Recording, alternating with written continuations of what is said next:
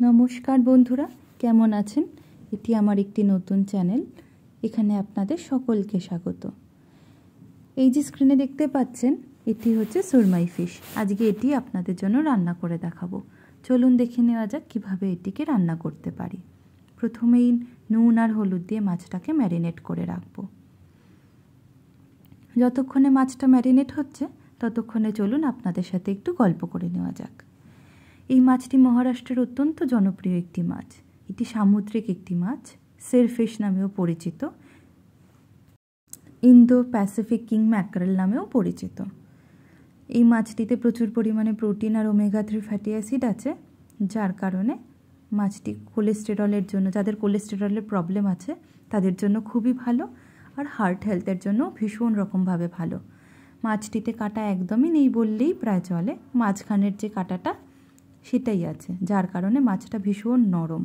তাই হালকাভাবে ম্যারিনেট করতে হবে যাতে ভেঙে না যায়। এইবার ওপর থেকে আমি একটু লেবু ছড়িয়ে দিলাম যাতে টেস্টটা আরও এনহ্যান্স হয়ে আসে। এইভাবে আমি 5 মিনিট রেখে দেব যাতে সমস্ত ফ্লেভারগুলো ঢুকে যায়। এরপর জন্য যা যা মশলা লাগবে তা হলো রসুন, আদা, কাঁচা লঙ্কা, ধনেপাতা আর শুকনো লঙ্কা। আপনারা শুকনো লঙ্কা গোটাও দিতে পারেন, কিন্তু আমার কাছে যেহেতু ছিল না তাই আমি গুঁড়ো দিয়েছি। এই যে পেস্ট রেডি, এইবার চামচে করে এর উপর দিয়ে দেব।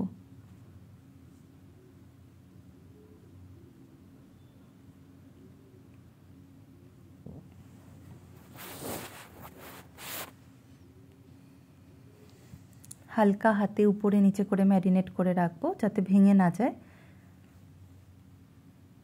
মাছটা এতটাই নরম যে উল্টে পাল্টে যত নেবেন তত দেখবেন ভেঙে যাওয়ার সম্ভাবনা থাকে প্রচুর।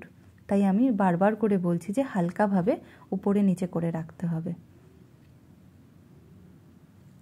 আজকে আমি সুরমাই ফিশের মশলা ফ্রাই করছি, যার কারণে মাছটাকে এই মশলা দিয়ে মাখিয়ে নিয়ে 10 থেকে 15 মিনিট রেস্টে রাখতে হবে যাতে ফ্লেভারগুলো ঢুকে যায়।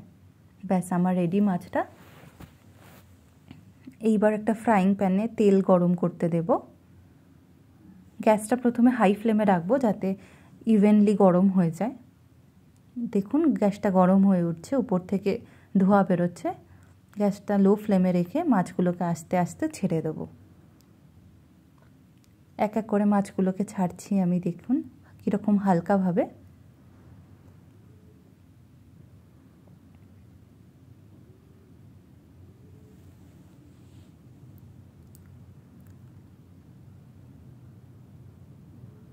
মাছগুলোকে সরিয়ে সরিয়ে দিলাম যাতে ওই মাছটারও জায়গা হয়ে যায়।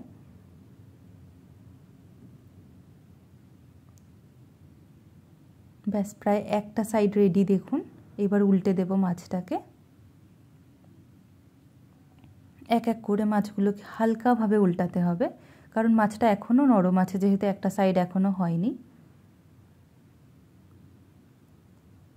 সাবধানে উল্টে দিতে হবে। আমিও দেখুন কীরকমভাবে সাবধানে সাবধানে উল্টাচ্ছি।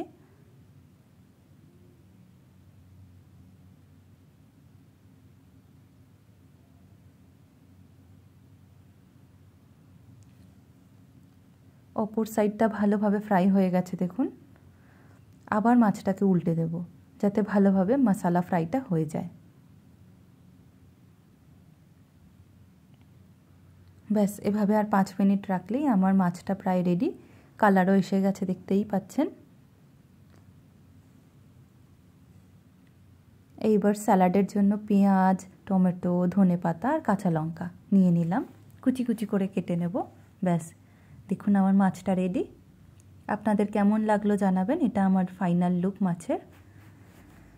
আপনাদের যদি ভালো লাগে আমার রান্না তাহলে একটা লাইক, কমেন্ট আর সাবস্ক্রাইব করে দেবেন। আর কমেন্টে কিন্তু অবশ্যই জানাবেন যে কেমন লাগলো আপনাদের।